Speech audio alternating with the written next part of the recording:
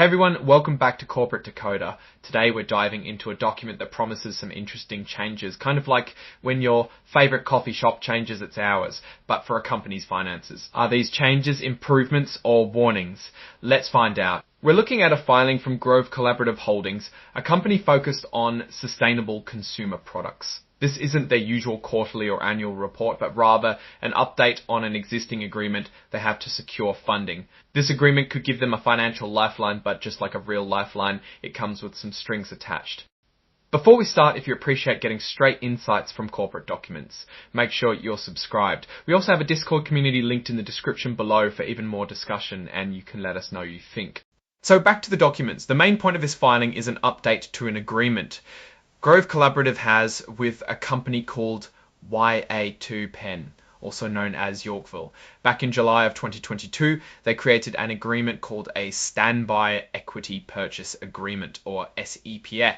In simple terms, this SPA agreement gives Grove Collaborative the option, but not the requirement, to sell up to $100 million worth of their stock to Yorkville over a 3-year period. It's kind of like a credit line, but instead of borrowing money, they're selling company shares.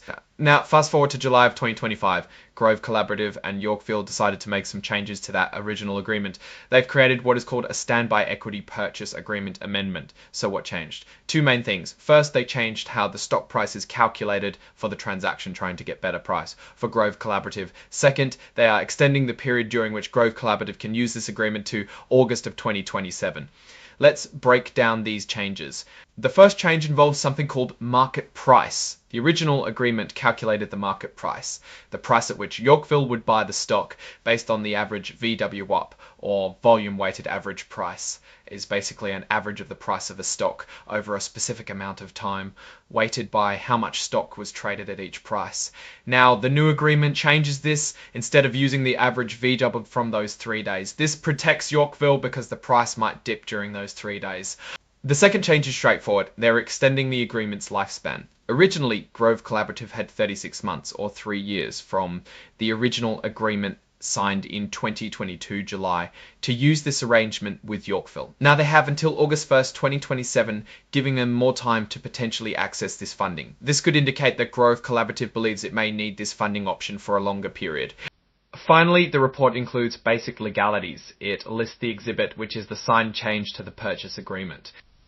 So what does all of this mean? This all boils down to Grove Collaborative potentially having more time to take advantage of this fundraising avenue, but at a potentially less advantageous price per share. By changing the share valuation method to the lowest average price on a 3-day period, it means that Grove Collaborative will have to be more careful about when it invokes the agreement, making sure the share price is optimal before they execute. It's important to notice that Grove Collaborative will have to be more careful about when it invokes the agreement, making sure the share price is optimal before they execute. It's important to notice that Grove Collaborative continues to leverage these kind of funding mechanisms to obtain the flexibility and optionality to secure funding when needed. Grove Collaborative has been facing some headwinds. The company's focus on sustainability is admirable, but it also comes with challenges. Sustainable materials and production methods can sometimes be more expensive, which can impact profit margins. Additionally, the market for sustainable products is becoming increasingly competitive, with both established players and new entrants vying for customers. This agreement amendment gives Grove Collaborative some breathing room to navigate these challenges. Looking at Grove Collaborative as a whole, the company has a strong brand and a clear mission. The demand for sustainable products is likely to continue growing, so Grove Collaborative is well positioned to benefit from this trend. However, the company needs to carefully manage its course and effectively compete in a crowded marketplace. This equity purchase agreement amendment is a tool that Grove Collaborative can use to strengthen its financial position, but it's not a magic bullet. The company needs to execute its business strategy effectively to achieve long-term success. Alright, that's our breakdown of Grove Collaborative's agreement amendment. What's your take on these changes? Do you think Grove Collaborative is moving in the right direction, or do you see potential risks? Drop your thoughts in the comments. If this analysis was valuable, hitting that like button really helps, and subscribe for more deep dives into the world of corporate finance. Don't forget to check out the Discord channel in the description for more discussion. Thanks for watching and see you next time.